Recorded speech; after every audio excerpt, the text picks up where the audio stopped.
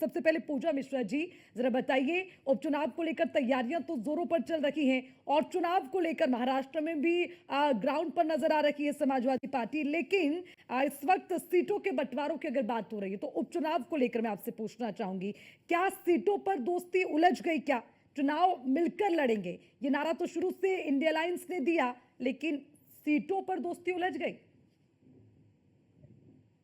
अर्चना जी, पहले तो आपको नमस्कार और साथी प्रवक्ताओं को भी मेरा नमस्कार। और मुझे लगता है कि जब से जो है मीडिया वाले ब्रेकिंग न्यूज बना रहे हैं कि हमारी सीटों को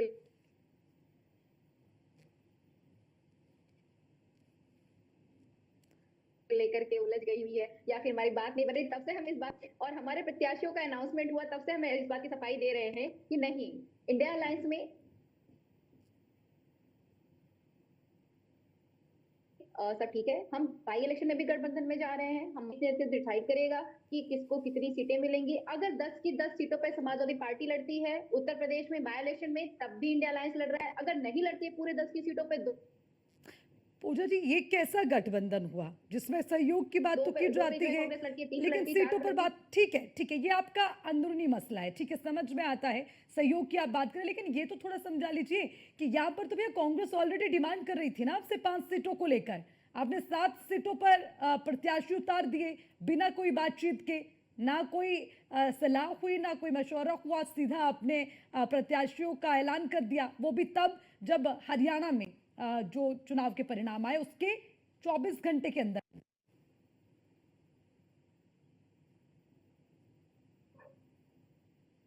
देखिए अर्चना जी, अगर जो है हमारे सीटों का डिसीजन भी हुआ रहता हम्म।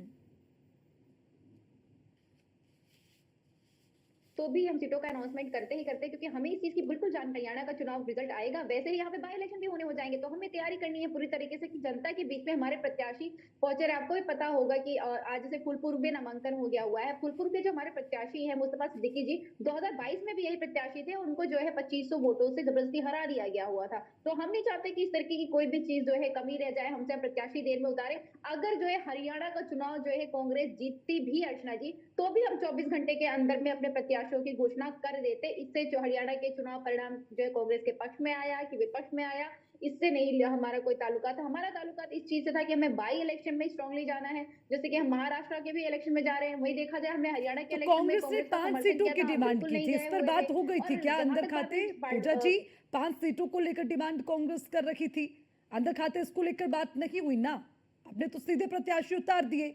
अब फूलपुर सीट को लेकर भी अगर हम बात करें तो वो भी डिमांडिंग सीट रही कांग्रेस की, उस पर भी आज नॉमिनेशन हो गया, लेकिन अब कांग्रेस को मनाने की आप जद्दोजहद में है कि नहीं? देखिए अर्चना जी, ना तो कोई नाराज है ना तो मनाने की जद्दोजहद। ठीक है।